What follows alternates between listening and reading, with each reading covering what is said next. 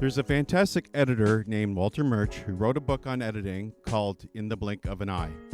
He made an astute observation that when an actor is finished delivering a line, they blink. Walter Murch used that observation when he would do an edit. He would watch for the blink of an eye at the end of a delivered line and would cut at that moment.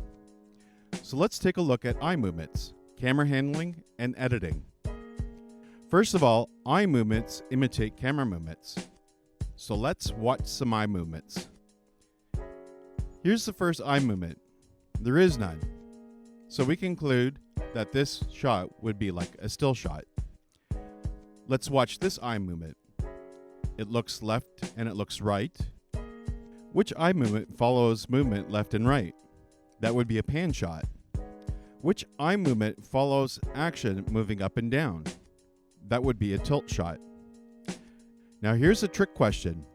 What is happening here?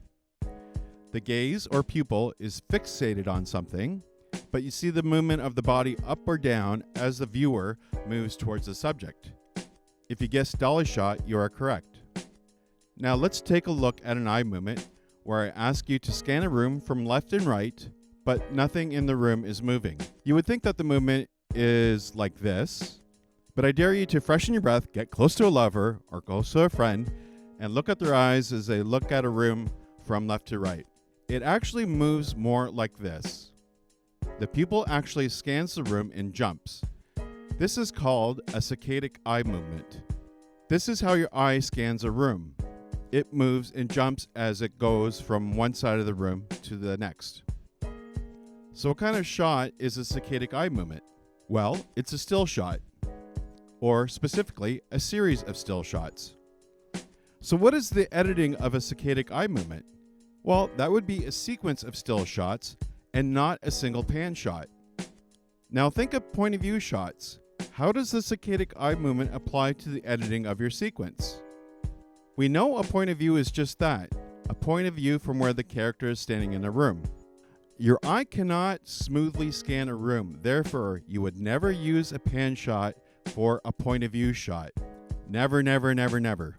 Only use a still shot or shots for a point of view. So if I were to give you a rule, it would go something like this. Only use still shots for a point of view shot unless the character is watching something moving in the frame, in which case you may use a pan shot. Or simply put, do not pan a point of view shot. It's lazy filmmaking. There you have it, saccadic eye movements in editing and point of view shots. I hope you use this principle in your video and I look forward to it.